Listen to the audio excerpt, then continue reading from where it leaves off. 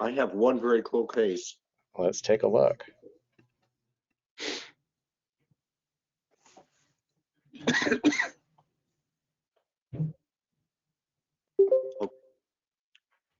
Can people see a scout view? Yes. Okay, this is a 40-some-year-old woman who had an abdominal CT. She'd had recent hernia surgery abroad, and I guess the abdominal CT was for that purpose, but they noticed some abnormalities in the right lung base here. And so then this morning she had a follow-up normal chest CT, and it shows an abnormality here in the mediastinum and right hilum with some calcification, and a mass here surrounding these airways and inferior pulmonary veins. You can see there's some narrowing of the right pulmonary artery going through that area, and there's also narrowing of the pulmonary vein down here. So we have this abnormal tissue here in mediastinum and hilum, and continuing on to the upper abdomen here, I'm not seeing any abnormalities right off. And the consequences of this for the lung are that there is some mild bronchial disease. Here we can see going forward into middle lobe. We have some dilated bronchi with thick walls, and I think we have some bronchial wall thickening in the right base as well. So this, I think, was not symptomatic. The interesting thing about her history is that she is a recent evacuee from Afghanistan. She's an Afghan woman, and she was brought out via Germany. She went to the, I guess, the Army base or Air Force base in Germany, and then I think that's where she had her hernia surgery, and then she arrived in Seattle area. So she's one of the immigrants, the escapees actually from Afghanistan. And so this could be tumor. That was the suspicion, with given the calcification, the narrowing and stuff like this. This pattern looks a lot like granulomatous fibrosing mediastinitis. I looked at the histoplasmosis maps of the world, and does show a band of histoplasmosis in northern India extending into Pakistan, but not far enough west to actually get into Afghanistan. But who knows if that's really accurate or just reporting deficiencies from Afghanistan. So maybe there's histoplasmosis in Afghanistan. There's definitely tuberculosis.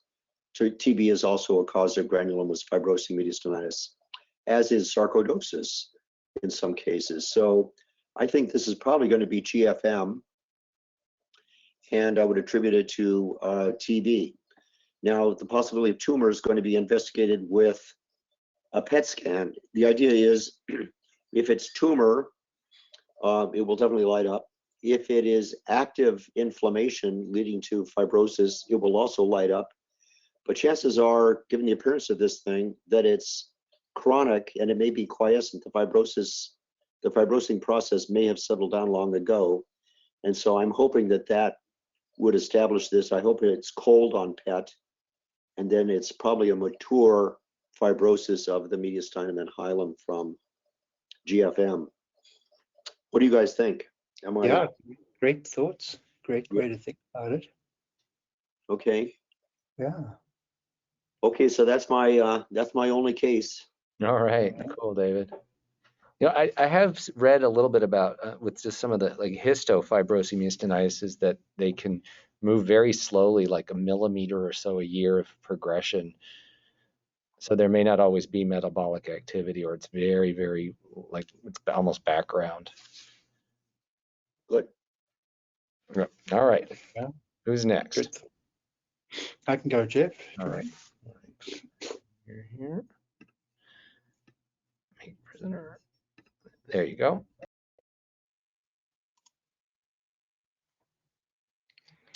Okay, this patient came to us for further management of a condition, but let me just stop there in terms of the history. The radiograph obtained on, should be showing me sometimes here if I just hover there, but let's see if it will. 12/6. Looks like that. You can see that on the same day what followed is a CTPA, because we can see they're using a bolus tracker protocol. So here are images from that. And I will scroll down. So I'll scroll down and then I'll scroll up. So I'll scroll through the whole thing twice for you and check it out. So I'll just scroll down,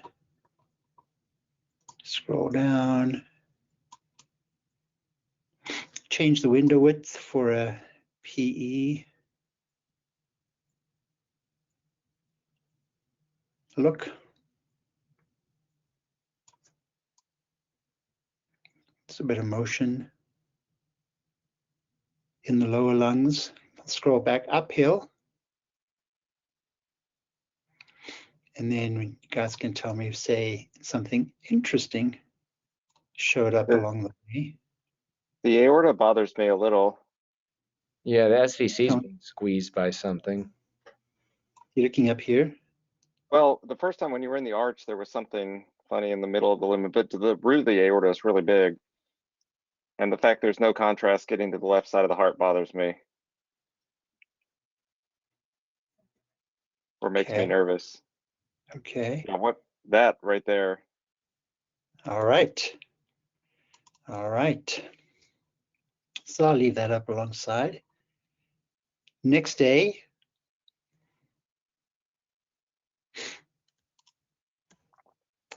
Opacify the arteries.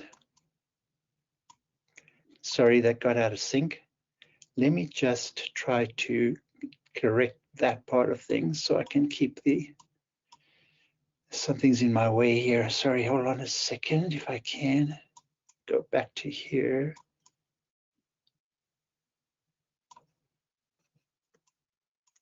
Oh, that's just so annoying.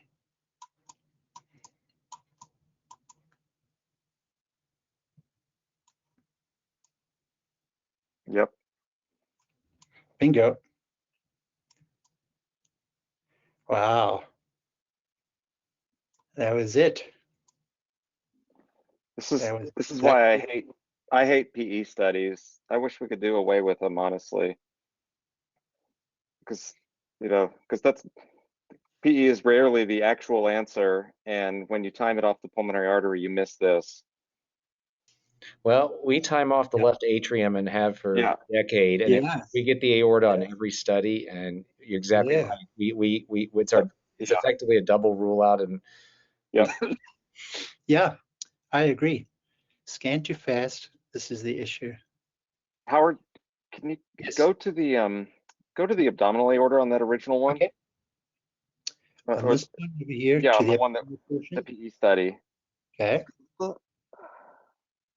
I was almost hallucinating the flap.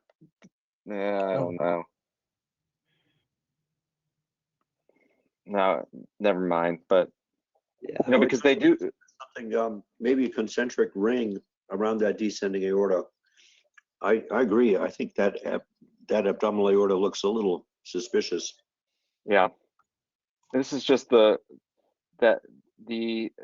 aortic root dilated. Yeah, right in there. I almost wonder if there's a little bit of calcium that of a displaced intima.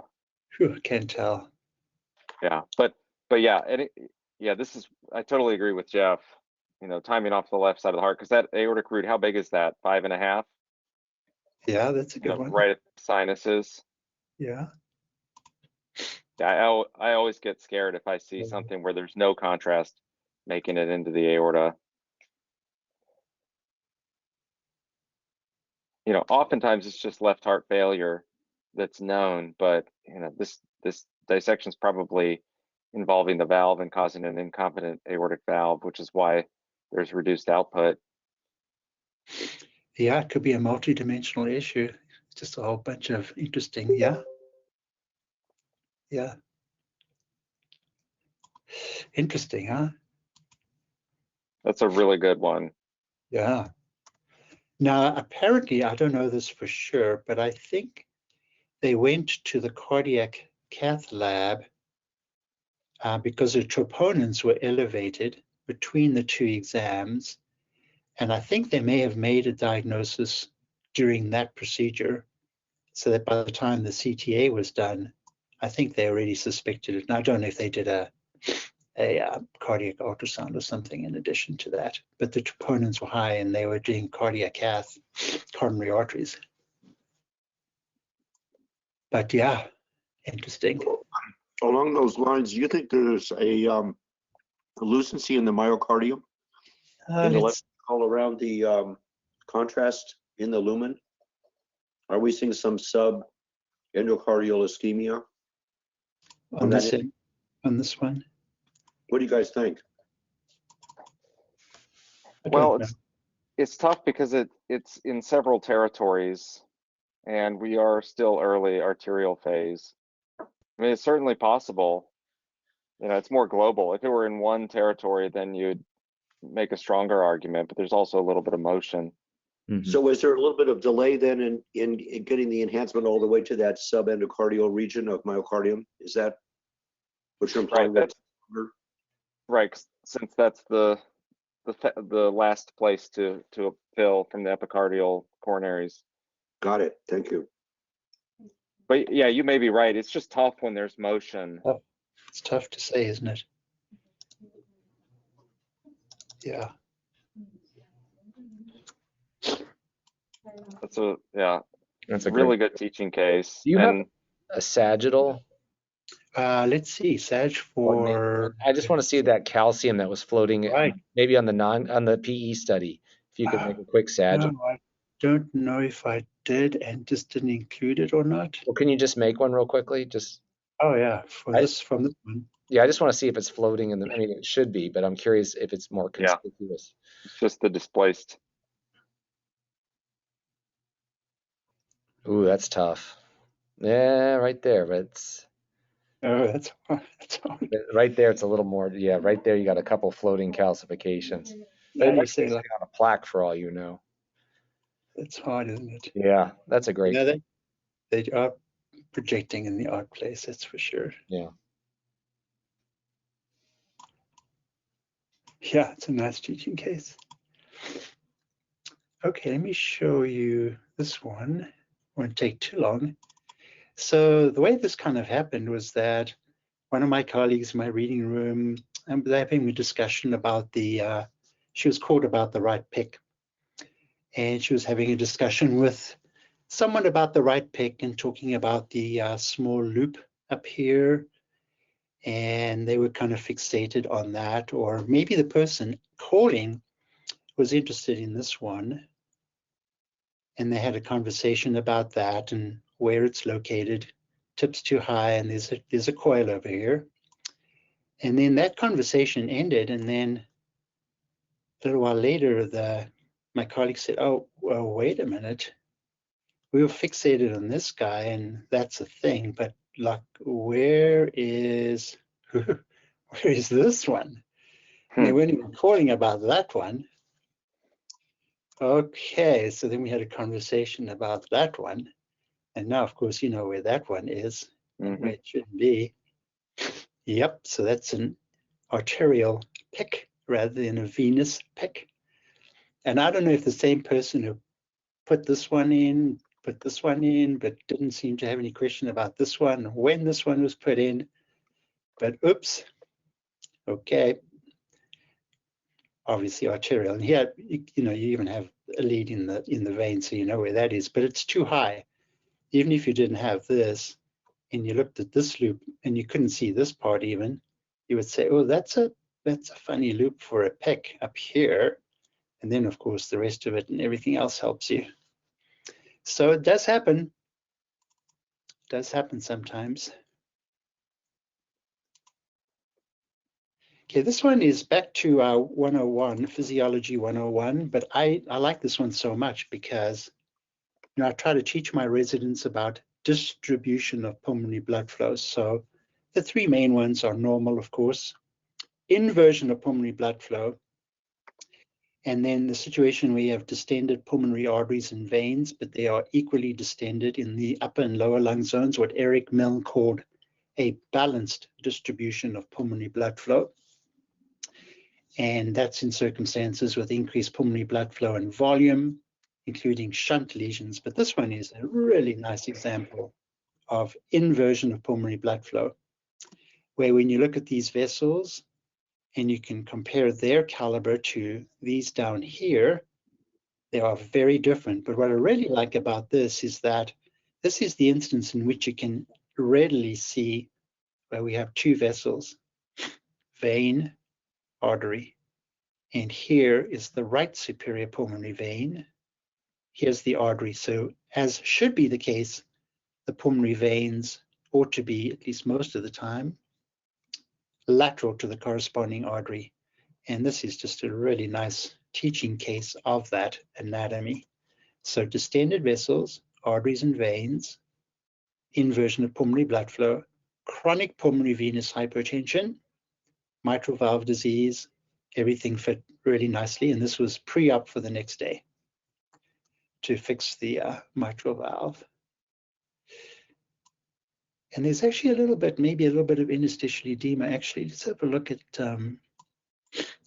yeah, here's a time when this patient had also nice signs of interstitial lung edema, particularly septal lines. And yeah, particularly septal lines. So a nice teaching case of that classic inversion of pulmonary blood flow. Okay, this is interesting. Okay, let's see, I'll show you. This would be hard because the presence of this large pathologic pleural effusion really hides another lesion. So let me try and bring this out for you. And hiding in that right hemithorax with the large amount of right pleural fluid is ill-defined something here. Let me just make that big. I want to see if I can bring this out, because it's actually calcifications or ossifications. So let me try to bring up another one for you if I have it. Okay, maybe this one's going to be a bit better. So let me narrow the window. Now you can see it. Can you see this thing here? A big structure with calcium in. Yep. And there it is. Patient clearly couldn't lie on her back. There it is. And the history is a clincher here, history of osteosarcoma in an older person. So this is a very large metastasis in the right lung with ossified matrix, a calcified metastasis, large, very large, as an imaging finding. And that's the only one, interestingly, that I could find. Just that one large pulmonary one. Okay, Jeff, those are mine. Thank you. That's quite a large metastasis there. Yeah. All right, let's see. Travis or Peter? I'll go. All right. There you go. Uh-oh. Oh, there we go. Okay. So this is, I think, the second time I've seen this. I showed one of these like a year ago, but I think it's interesting, and I'll show it again since we've seen another one. This is a patient who has what looks like it's probably an adenocarcinoma, this little cystic semi-solid thing that was biopsied at the outside hospital, and that's what is of interest. So this is the, you'll see the biopsy needle. They eventually get into this thing and cause some hemorrhage surrounding it. And you know, at the, let's see when this is. So we will add this, I think this is the next thing right after it. So patient develops a pneumothorax. You can see this one's 14 minutes later. And you'll see that there's still the hemorrhage there. And there is now this little squiggly line you can kind of see from the biopsy tract. And that actually looks even better after the they place the chest tube. You'll see this little squiggly tract here. And if you remember, I showed one of these before, also done at an outside hospital. And that one we had path on because this is this patient's CT from just recently. They got a follow-up study here. And let me unsync these because this is what's left. So you have this tumor and you have this squiggly line right here. And I don't know if you guys remember the first time I showed one of these, but I was wondering if it looked odd enough to be like tumor seeding of the tract, but that is not what this is. And has anybody else seen one of these? Yep. That ought to be so-called bioseal that they inject into the tract as they withdraw that needle. Bioseal or some. Yeah, BioSentry is the one. Biosentry. Yeah, I don't know if there may be multiple brands, but yeah, this was another BioSentry plug and confirmed in this. And just, because the question was raised here was, could this be tumor seeding? But of course I had seen this before and looking to see that it's definitely there right after the procedure. Yeah. That's what this is. Now, we don't use those here and we didn't use them at UCSF either. Howard, do you use those? Do your colleagues use those? I know that some people in IR do, but I don't think all of them do. And I've shown one like this. I think I showed one like this maybe 2 years ago or so. Okay. But I don't know how often. But yeah, that case was from here. So one person at that time did use it. Yeah. So this is the other one. I just pulled it up. This is the one I showed a while ago and was done outside hospital in California. And obviously, this is much more of a typical like subsolid, mostly ground glass, maybe a little bit of central solid component adenocarcinoma. They biopsied this one, and of course, this was what we saw when we got there, and it wouldn't make sense for such a low-grade adenocarcinoma to seed the tract. And they did I don't remember if it was a lobectomy or just a wedge, but this was just confirmed to be a granulomatous reaction to the foreign material in that. So now I've got 2 of those, and look almost like worm tracks like you'd see with paragonomyosis, but this is just iatrogenic and not to be confused with tumor seeding a biopsy tract. I wonder if it's been written, because we've got a couple of cases. We could have a resident do a case report. Yeah, and I do have path on one of them, like I said. So okay, I'm glad you have a couple of these. Jeffrey, can you hear me? It's Ernie Scalzetti from Syracuse. Hi. Hi. So yeah, this is of interest to us because we do a lot of lung biopsies in our section, and we routinely deploy a biosentry in conjunction with those biopsies. And yeah, this is a classic appearance. And it's interesting, the device is a hydrogel plug, and it expands over time. And so it expands both longitudinally and radially. So what you're seeing is that beaded appearance, or the worm-like accordion appearance, is actually just the device trying to expand further within the lung and not being able to push its way any deeper. So it's just the normal appearance. So it's like an expanding insulated foam you use like to seal between like walls and stuff. Yeah, kind of like that, right? Chris Meyer brought up a point in the chat about what's the advantage of this over using an autologous blood patch. I know here our biopsy people use a blood patch. Yeah, so I used to use a blood patch before this device became available, and it was really unreliable in my experience, especially with people who have more advanced emphysema.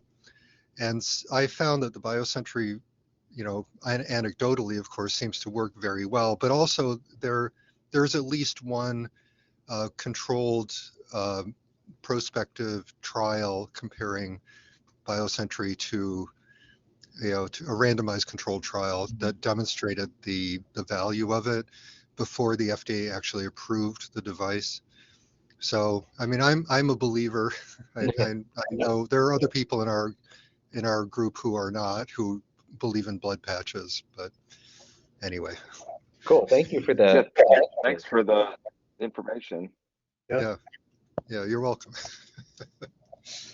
Yeah, that's really interesting since we don't do them, and it's yeah when they come in from the outside at places that have done them, it's nice to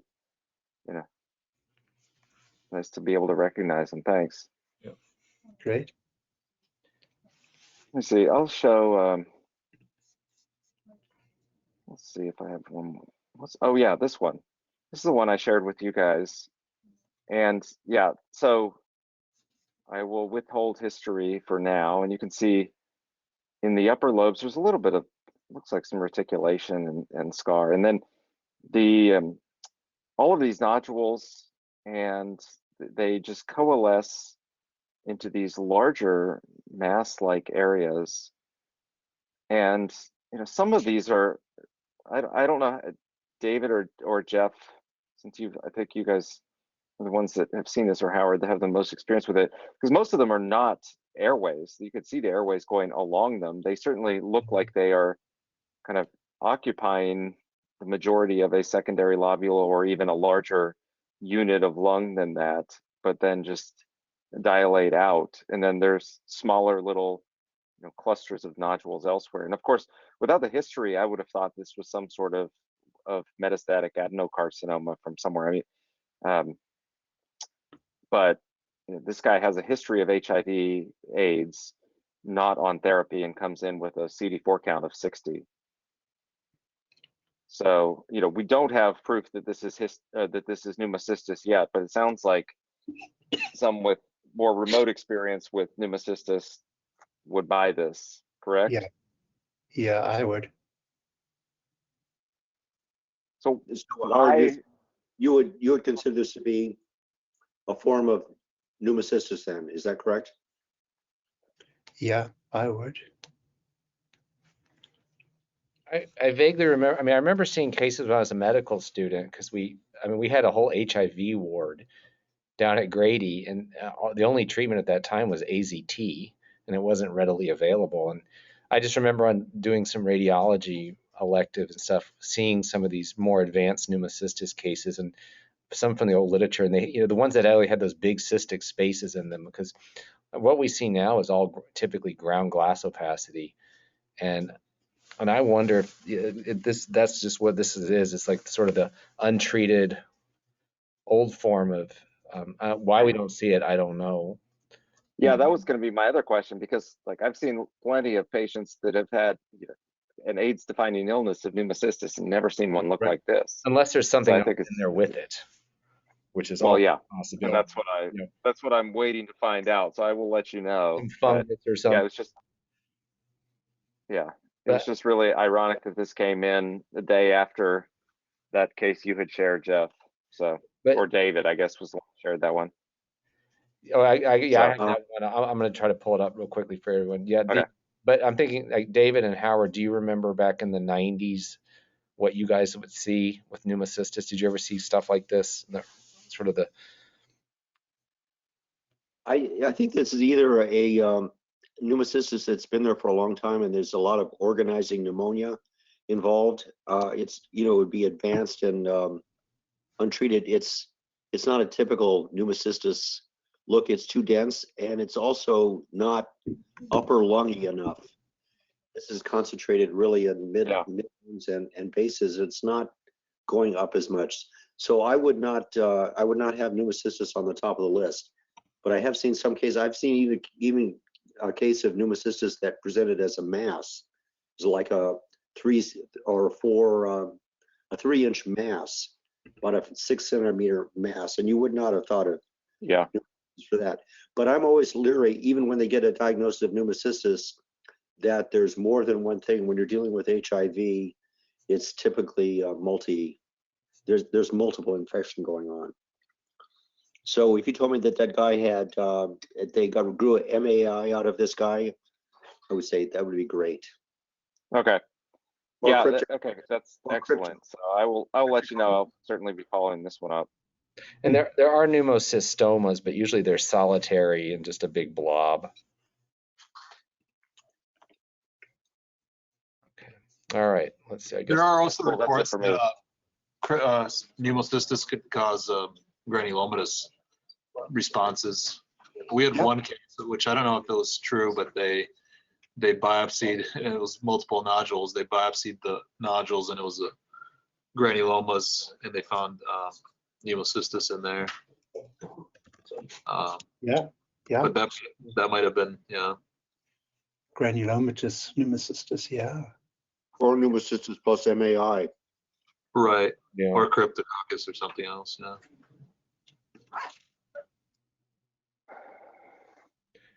Well, let me share my screen real quickly. I found something in here. It's not exactly what we want, but it kind of goes along. Let's see, where are we here? Funny, it's from the University of Washington, of all places.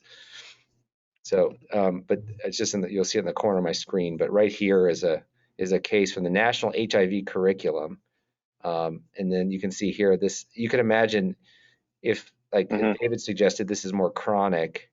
And then you see another case down here with this kind of, you imagine this became chronic, sort of this more dense, consolidated stuff, and started developing all these holes in it that it could, in theory, look like what you have. But these are just a bunch of cases of pneumocystis, Yeah. and some of them are mass-like. So anyway, Peter, you want to go?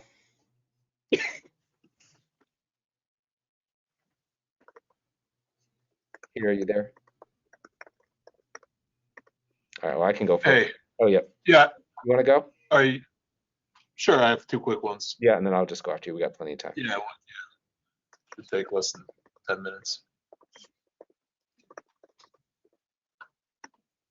They're both cardiac. So this one is just a very nice example. This one was shared to me by my cardiology colleagues. So they read this case, 27-year-old patient with heart failure. And on the echo, actually, it must have been a really challenging echo, but they saw this as hypertrophied walls, and they diagnosed it as a hypertrophic cardiomyopathy. And then I'm not sure why, but then an MRI was also ordered. It might have been from outside. But you can see here this is not HCM. You can see these non-compacted myocardium here. So very thick layer of non-compacted myocardium, predominantly on the free wall. So this is a really good example, best example by far I've seen of LV non-compaction. Here's another view, and one more view. So we get a lot of cases to evaluate for LV non-compaction, and they're not nearly as definitive as this. They're usually kind of borderline, and with the disease being so rare, that's usually not the answer. This is one really good example. So Peter, is that a kind of cardiomyopathy? I mean, are there abnormal cells under the microscope?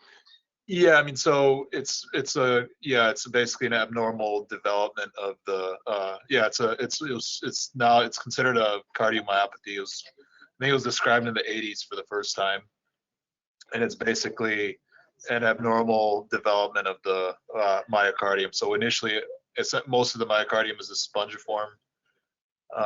spongiform type myocardium, and then it's expected to become compact. And these patients basically don't develop appropriately, and so they're left with this residual spongiform layer, large, very thick spongiform layer. And then they have poor LV function, variable, but usually low LV function, and it's autosomal dominant. Yeah, so it's a very rare form of cardiomyopathy. Or dystrophy, cardiac dystrophy or something. Right.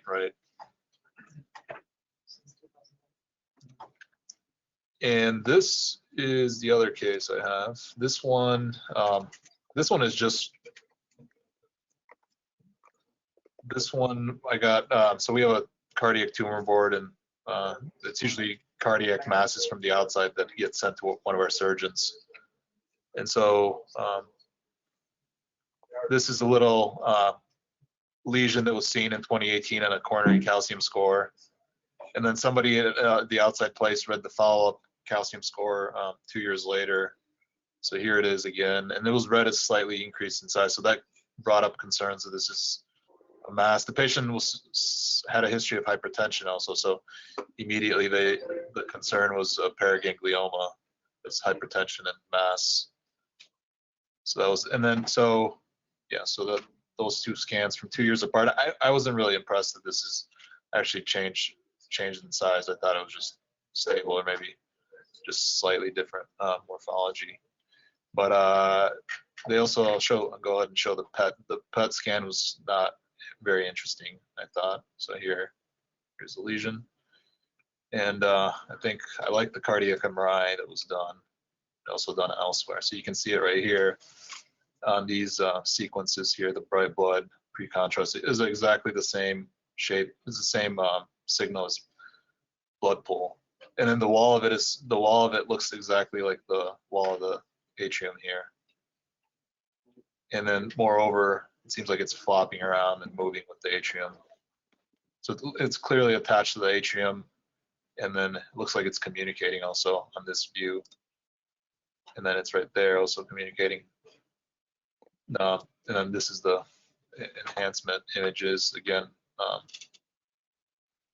Follows the blood pool. So it looks like a small diverticulum of the right atrium that's masquerading as a cardiac mass. I just haven't seen such a small stalk diverticulum there. But we'll just follow it up. Most likely that's what it is. That's what we agreed on. That's pretty neat. Yeah, that's curious. Yeah, it doesn't look at all. It looks more like a mass in these CTs. How often do you see these diverticula coming from the right atrium? So I haven't seen one specifically there. They have there are case reports of it, but usually you can see them off of the right atrial, more commonly off of the right atrial appendage, but in general they're more common on the left side, the left atrium. So that was strange. Cool. I never seen a small one like that there, but that's clearly what it looks like on the imaging. They'll get metanephrines and stuff like, and then these lab stuff, but I'm suspecting they'll be negative. Yeah. Yeah. It doesn't have any characteristics of a paraganglioma, I thought, on imaging. Yeah, that's pretty convincing. That's cool. I'll have to keep an eye out for them. Probably won't see one, but. All right. Any other cases, or is that it for you? That's it. That's it. Great. Okay. Thanks. All right. So since we're talking about pneumocystis, I'll show this case. So Diane Strollo sent me this the other day. So it's a 75-year-old male with CLL who developed pneumocystis, and this is when the patient was diagnosed with pneumocystis, and I think all of us would be fine with this in typical upper lobe ground glass, a little bit denser stuff. But what's curious, so the patient was treated with that, and then presented back in March with this consolidation in both upper lobes, and you can see it's even got some either very bright enhancement or calcium in it, but it's quite dense. And so that was March, and so we started with September. So we're about 6 months later, and the pneumocystis had been treated as far as I knew. And then at this point, you can see there's new lymphadenopathy, and this was all chalked up to CL. But look what's happened to this, and this is non-contrast. So clearly, this is calcification of those areas of consolidation, which I thought was really odd. And I sent it around to some of you, and I like David had suggested. I think it was David, suggested renal failure at some point, and maybe this was metastatic calcification. We've seen that with other things, but that's another just curious pneumocystis-like case. I mean, and this was a proven pneumocystis case, but I don't think that consolidation probably has anything to do with the pneumocystis. Maybe it was injured lung at the time because it's in the same distribution, and then calcification deposit. So I sent her back, and she's going to follow up to see about that renal failure component to it, but I thought that was kind of neat. So Jeff, the thing is that with renal failure, you get enhancement of dystrophic calcification. It's not purely metastatic, but diseased tissue that might have calcified because it was, there was some necrosis. That process will be greatly enhanced too. So it's often a combination of dystrophic kind of metastatic calcification. I see. So I've seen cases of calcified pneumonias too. Pneumonias, ordinary pneumonias like from pneumococcus or something like that, that calcify. I tried to find an example, Uh-huh. but I couldn't find it in my database, but I have definitely seen that. Okay. People with renal failure will calcify their pneumonias. Interesting. All right, let me pull up my other cases here. So this is a case I saw not too long ago. So this patient is 77 or so and presented to the emergency department with a cold right foot and foot pain, and had reduced, like no pulses in the foot and like reduced femoral pulses. So they did this as a runoff study. It was interesting they started at the chest because we usually don't, but you can see there's mediastinal hematoma. And if you look, there's some displaced calcium here in the aorta, and then I'll window it, but you can see there's a nice dense crescent here. Well, that's probably extraluminal blood, but you can see there's a lot of displaced calcifications in the abdominal and lower thoracic aorta. So we went on and did our contrasted exam, and you can see there's this dissection here. But what's curious about it, and I'll make a sagittal in a minute, is where the dissection starts. And you'll see it starts about right there. So on the sagittal, it looks like it's just after the origin or right at the origin of the right brachiocephalic. It does extend north. You can see there's intramural hematoma along the arch vessels, and we can actually follow it all the way into the neck here. But what I've not seen ever, and this goes all the way down, you can see it flapping there, etc. Sorry, it's a big data set here. The visceral vessels look good. There's a slightly, the left kidney is supplied, it's kind of a, let me go a little lower here. It's coming off right there, and you can see it's coming off the, looks like the false lumen or maybe a little bit of both. And there was just some subtle reduced perfusion, but nothing bad there. But then we get down to the pelvis. So there's the bifurcation, and watch this right external iliac. It just kind of, I'm sorry, right common iliac. It's very thin there. Contrast, the dissection continues at thrombus. And then distally, the external iliac is just gone. And the internal iliac is perfusing, so we're going to get some collateral reconstitution distally. But there it goes. But you can see this dissection or intramural hematoma continues in the superficial femoral and goes all, let me make it a little bit bigger too. Just goes all the way down, because this is not a normal artery. Here's the other side for comparison. So the lumen's small, but you also see the wall thickening. So there's clearly either thrombosed dissection or intramural hematoma, and it just went all the way down, all the way down. It's got a little bit of PAD, but not much. Still an abnormal distal SFA. He's got prostheses, so hard to see the popliteal, but right there it's abnormal compared to the other side. And then the sort of really starts to fade out here at the tibioperitoneal trunk, and we have some higher resolution, slightly delayed images, but it petered out in the lower calf and didn't get to the foot. So I've never seen a dissection go this far down, but I thought that was kind of crazy. But going back to the images, let me make a sagittal once it all loads. And we've talked a little bit, I think, about arch dissections, and the question always is what do you call this? I don't know if it's going to let me make a sagittal or not. There we go. Because the original Stanford starts, A is ascending, and they show pictures of the descending for the type B. And a lot of times it's a retrograde B that goes into the arch. It doesn't seem to like my reformats here, but anyway, it starts right up, I thought it started right just after the origin of the brachiocephalic artery. I think I just broke it.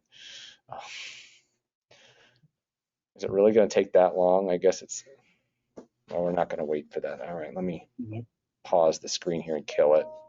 Just reload it. I don't have time. But anyway, what do you guys do with arch dissections? I mean, I was just very descriptive. They took the patient to the OR. They repaired the ascending aorta, although it really wasn't involved. They fixed at the arch, and then they opened up the leg. That was really what they were interested in, was the leg. Let's see. All right, let's go. Jeff, what did they do with the leg and They got it open. They wanted to restore blood down there. Let me remember what they did. I think they can't remember what they did. Shoot. Yeah, that's right. They bypassed it. But what do you guys do with these arch dissections? Do you call them A's or do you? They're not A's, and if you look at the more recent Society for Vascular Surgery and Society of Thoracic Surgery dissection classification, published probably what 2019 or 2020, I think now. You know, they number the zones even in the arch as opposed to what they are involving, and that's, I think, the so you have an entry tear that's either zone 1 or zone 2 there, which are between the, I couldn't tell if it was between the brachiocephalic and the carotid or just after the left common carotid. Mm-hmm. Yeah, there's a nice paper. I'll put a link to it in the chat here. But that, yeah, and Seth wrote that paper or helped write that paper from when he was still at Maryland in radiology in I think 2014. That really nicely described, you know, just the discrepancy between the imaging and the imaging literature and what surgeons have always used. Okay. Yeah, Yes. I do the same. I'll just describe it as you did, and then I'm starting to also try to use the zonal anatomy or classifications to describe the location of things, whatever the things might be pertinent. Yeah. Right. Yeah, it looks like they did a hemiarch repair and a fem bypass to restore, and yeah, the patient's doing well. But the other thing was odd about it was the amount of mediastinal hematoma. Yeah. Like, where was all? Yeah, that's where's all that hematoma coming from, right? And there was no active bleeding on the delayed or any of the images. I don't know where it came from, and maybe that's why and they ended up so they ended up just doing the hemiarch repair and left the tubular portion of the ascending aorta alone. But yeah, I was trying to figure out where all that blood came from. But I've just never seen a dissection go. I mean, I've seen them go down far, but never all the way to the foot like that. So here, Jeff, I'm happy to show my screen. I pulled up this paper. Okay. Yeah, that'd be great. So we got time and it's a good discussion. Yeah, and this is great because I've been using this more. Howard, sounds like you have as well. So here you'll see, yeah, and this is from Annals of Thoracic Surgery, as you can see in 2020. And so this nicely illustrates the different zones. And so type A is going to be entry zone 0. And then type B is anything really great, greater than or equal to zone 1, as you can see. So I think yours are somewhere in a zone 1 or zone 2, and then you can describe the zones of the proximal and distal extent, and you can describe where the entry tears are. Mm-hmm. Right. Yeah, mine was right kind of between zone 0 and zone 1. Yeah. Yep. So that's kind of the little gray area. But yeah, it's funny because they didn't repair the ascending aorta, so technically it is a B. But yeah, I was just very descriptive. Right. So what is the clinical consequence of this? I mean, is there a refinement over just considering that anything that involves ascending aorta gets immediate surgery, and other things you have a little more time to decide? Right, good question. Part of it, the entry tears, stents perform differently based on where the major entry tears are. And I know, some of those vascular surgeons I was working with back when I was at Emory were doing some flow models on this, because sometimes you put a stent in a patient like that has a zone 3 entry tear or zone 2, the proximal entry tear, cover it up with a stent, and then the false lumen just completely resolves. Whereas other patients with other entry tears didn't resolve, and the false lumen would continue to expand. right. And yeah, so it's not, yeah, so I think, David, to your question, it is just a refined, more complete description of things. Yeah. As well as, depending on the context, the locations of fenestrations between the two lumens and both pre-op and post-op. So I look for those, particularly with the thin cuts we have now, because we can see some that we didn't see before and say there's a fenestration in zone 2 adjacent to, you know, that kind of description where the fenestrations are as well. Yeah. Because that helps with surgical planning. And sometimes if you have a patient that's had surgery, but they have so-called negative remodeling, that false lumen continues to expand, you need to ask yourself, why is it expanding? Why do we have negative remodeling? And then you need to look for fenestrations. And if you find them where that false lumen is still being perfused, you can describe them in relation to the zonal classification scheme. So that helps with that too. Excellent. Okay, so this case is one I showed a while back, I think over the summer. This was a 19-year-old woman who had a chronic cough, got an outside CT that showed a diffuse inflammatory looking bronchiolitis with some peribronchial consolidation atelectasis in the anterior lung, and involved both our lungs. She was a non-smoker, otherwise healthy, no asthma history. So she got a full workup. We thought about CF, we thought about everything that causes bronchiolitis, asked about vaping, inhalation things, nothing. So she got a cryobiopsy, which was done, and actually was a good specimen. I unfortunately don't have the histopathology to share because it's kind of neat. I'll see if I can get it. But she, after much discussion, the pathologist described some bronchiectasis, some chronic and follicular bronchiolitis, some airway remodeling, but what caught his attention was the interstitial foamy histiocytes. So he did a bunch of stains because he was worried about Erdheim-Chester, and the imaging really didn't fit, and she had no other symptoms. And they did some other stains that can help look for that, BRAF, and then the other thing, so he did a bunch of staining, and the only other thing that really came up was the question of a storage disease. They never found any fungal or bacterial elements, mycobacteria, things like that. And there were these PAS positive inclusions in the cytoplasm. So that's why and some lipid droplets, he said, that are not bound by a membrane. So really was worried about a storage disease. So they did some electron microscopy, and that was all normal. So he came back to the description of it and said this is pretty typical. He just didn't think the diagnosis fit based on the clinical presentation. But this is, the histology fits for diffuse panbronchiolitis, and this is a 19-year-old white woman from Wisconsin. So it does occur rarely outside of Japanese men. There are case reports of it, and we may be underdiagnosing it for all we know. But we reviewed it in our multidisciplinary conference, and the pathologist looked at it as well, and are it all fits. The imaging fits with that diagnosis. I presume she'll be treated with a macrolide, and we'll get some follow-up. But this is the first time I've seen a case of it in a really long time, and there's nothing specific about the imaging, but the pathology was very interesting.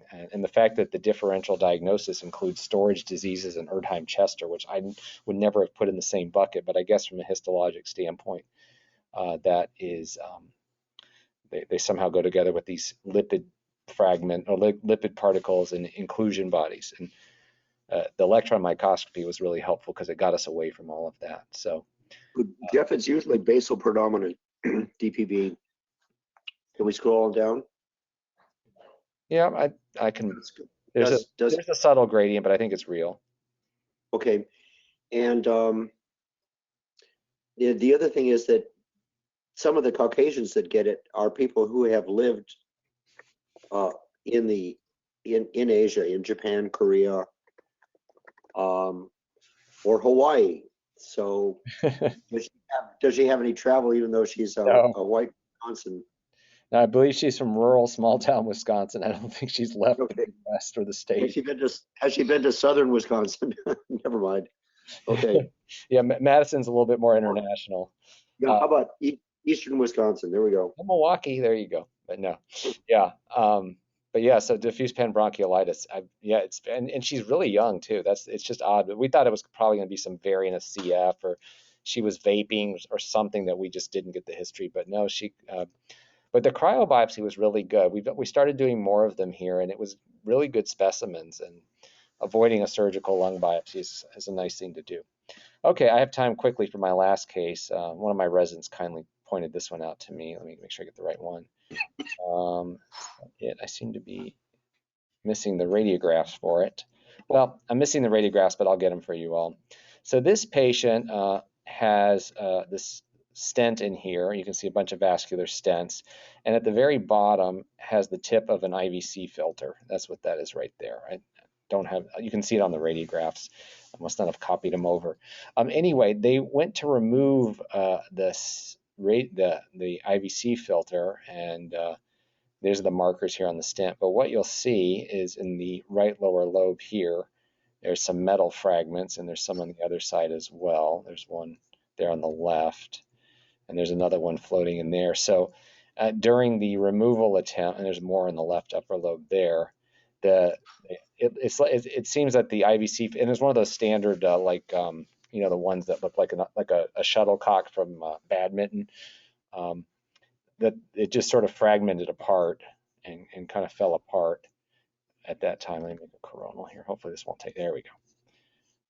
You can see them there, but yeah, just, and you can see them on the radiograph, but it's not just a strut, but it's like whole chunks of them have embolized in there. So these IVC filters are problematic, and I presume it must have gotten stuck in the stent, or maybe it was already pretty weakened, and as they were pulling it out from above, that happened. So more metal in the pulmonary arteries.